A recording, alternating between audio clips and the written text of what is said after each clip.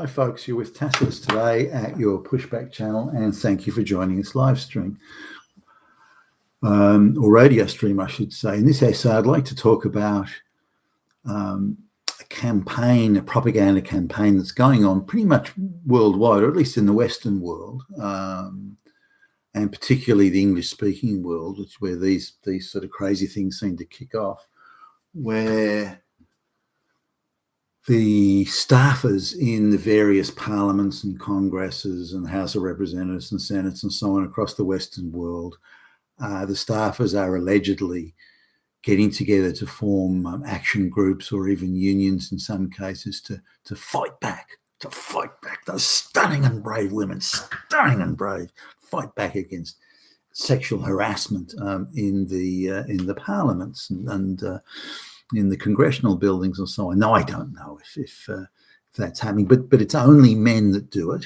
and only white men. So only white men, and do the female staff or the female political representatives do it? Well, no. Did the gay or lesbian ones do it? No. It's only straight white males, or straight white men, but 99% straight white males. They're the only ones that do it because they're all Hitler. Now, the evidence for this is pretty flimsy and sort of remotely anecdotal. And in one country, there was a junior political staffer who was on I think she might have been an intern or on the lowest wage, an entry level sort of staffer that had no serious job, and she was a staffer for a female politician, and the claim was that there was some sort of celebratory party that was in the I think it was the Parliament House and or the Parliament Building, and this young girl, like in her early 20s, I guess, got hopelessly drunk, and with one of her colleagues who is alleged also got drunk. They went into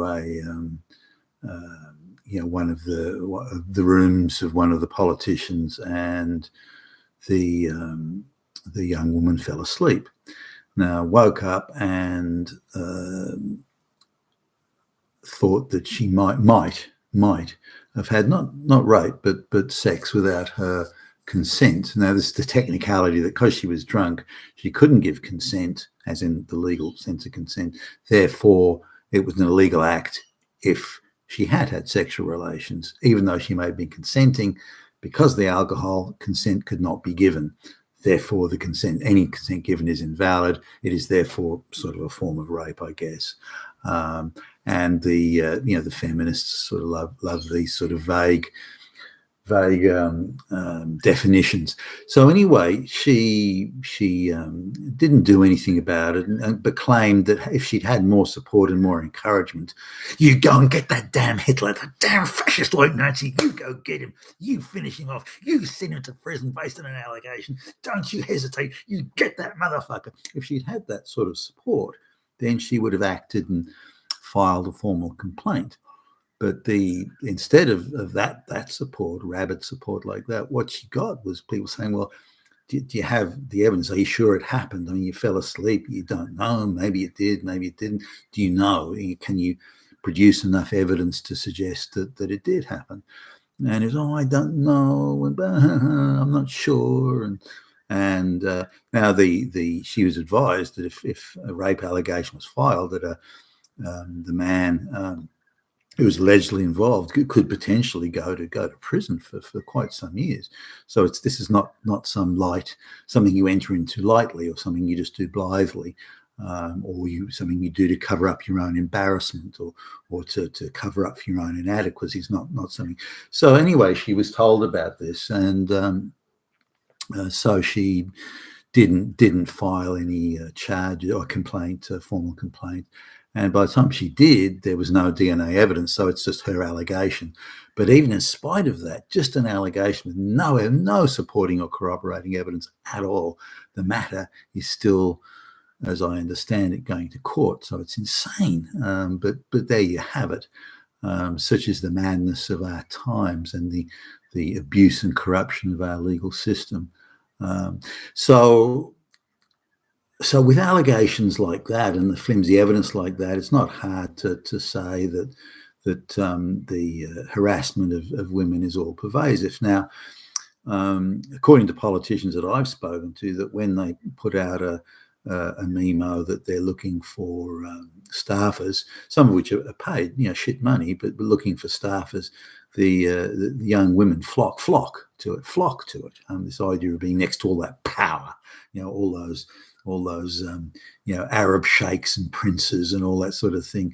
Lots of young girlies go weak at the knees at the thought of all these rich and powerful men, and so they flock to these jobs again, including interns. But now, looking at the people that are complaining that they were sexually harassed, I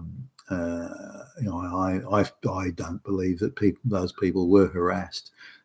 Certainly not in any sexual sense that I would recognise, but some of them are extremely unattractive, and it's difficult to imagine them stoking the fires of lust in anyone's loins. So I'm not sure about that. Drunken parties, maybe. Now, on a balance of probability, given the amount of staffers all around the Western world, just on the pure numbers and statistical possibilities, there's bound to be one. I mean, it's not hard to find one or two, but is it this all pervasive miasma that creeps into every aspect of the body politic and all these evil white fascist Nazi Hitlers, preying upon these innocent little maidens, these innocent little girlies that are being preyed upon by Hitler? Is it like that? No, I don't think so. Is there a culture of sexual harassment where women are constantly being accosted or asked for intimate sexual favors or anything like that? I don't believe so. I think that's absurd, given that if you take out the gay, lesbian, and female politicians from the offices, from the mix, because it's only those damn evil straight white males, then it would only be happening in a minority of cases. Would it happen if there's a few of the women did look rather attractive and wanted to be seen as being attractive and desirable in the workplace? So there's a greater likelihood of it happening there. But in some cases, the male politicians concerned were themselves, very presentable, and it's not difficult to imagine a young woman wanting to progress her career and wanting to move quickly, get ahead quickly, and that sort of thing, that may engage in intimate relations to achieve that. That's possible. Maybe when she doesn't get what she wants, or doesn't get a big enough promotion, or is discarded without getting the promotion, maybe then she decides, oh yeah, I'll fix you, buddy. So those sort of things, do they go on? Because these people have to work at quite close quarters.